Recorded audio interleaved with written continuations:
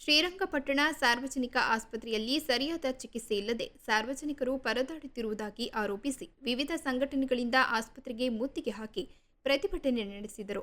ಆಸ್ಪತ್ರೆಯ ವೈದ್ಯರು ಸೇರಿದಂತೆ ಸರ್ಕಾರದ ವಿರುದ್ಧ ಧಿಕ್ಕಾರ ಕೂಗಿ ಆಕ್ರೋಶ ವ್ಯಕ್ತಪಡಿಸಿದ ಪ್ರತಿಭಟನಾಕಾರರು, ವೈದ್ಯರು ಸರಿಯಾದ ಸಮಯಕ್ಕೆ ಆಸ್ಪತ್ರೆಗೆ ಬರುವುದಿಲ್ಲ, ಜೊತೆಗೆ ಸರಿಯಾದ ಚಿಕಿತ್ಸೆಯನ್ನು ನೀಡದೆ ರೋಗಿಗಳನ್ನು ಮೈಸೂರಿಗೆ ಹೋಗುವಂತೆ ಸಾಕು ಹಾಕುತ್ತಿದ್ದಾರೆ.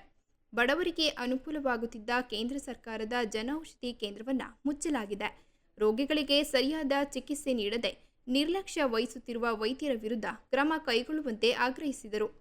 ಸಾರ್ವಜನಿಕರು ಸೇರಿದಂತೆ ರೋಗಿಗಳ ಜೊತೆ ಸರಿಯಾಗಿ ಸ್ಪಂದಿಸಿದ ವೈದ್ಯರ ವಿರುದ್ಧ ಆಕ್ರೋಶ ವ್ಯಕ್ತಪಡಿಸಿ ಈ ಕೂಡಲೇ ಸರ್ಕಾರವಾಗಲಿ ಸಂಬಂಧಪಟ್ಟ ಜನಪ್ರತಿನಿಧಿಗಳಾಗಲಿ ಇತ್ತ ಗಮನ ಹರಿಸದಿದ್ದರೆ ಮುಂದಿನ ದಿನಗಳಲ್ಲಿ ಆಸ್ಪತ್ರೆಗೆ ಬೀಗ ಜಡಿದು ಉಗ್ರ ಪ್ರತಿಭಟನೆ ನಡೆಸುವುದಾಗಿ ಎಚ್ಚರಿಕೆ ನೀಡಿದರು.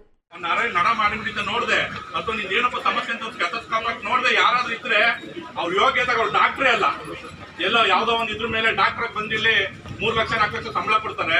ನಮ್ ಜನಗಳಿಗೂ ಏನು ಗೊತ್ತಿಲ್ಲ, ಏನೋ ಬಂದ ಒಯ್ತಾರೆ. ಮೊದಲು ಇತ್ತು ವೈದ್ಯ ನಾರಾಯಣ ಹರಿ ಅಂತ ಕೈ ಮುಚ್ಚಿ ಒಯ್ತಿದ್ರು, ಇವತ್ತು ಬಂದಿರೋ ರಾಕ್ಷಸಿದ್ದಾರೆ ಕೆಲವು. ಆಮೇಲೆ ಉದಾಹರಣೆಗೆ ನಾವೆಲ್ಲ ಎಷ್ಟೋ ಜನ ಯುವಕರಿದ್ದೀವಿ, ಒಂದು 10 ಜನ ಇದೀವಿ, ಎಲ್ಲ ಉದ್ಯೋಗಕ್ಕೆ ಹೋಯ್ತಾರೆ. ನಮ್ ತಂದೆ ತಾಯಿ ಅಂದ್ರು ಬರ್ತಾರೆ ತೋರ್ಸ್ಕೊಳಕ್ಕೆ. ನಾವು ಬಂದೆ ನೀವು ಹಿಂಗ್ ಮಾತಾಡೋರು, ಅವ್ರನ್ನ ಸದ್ಯ ಒದ್ದಿಲ್ಲ ನೀವು ಆಚೆಗೆ ಅಷ್ಟೇ.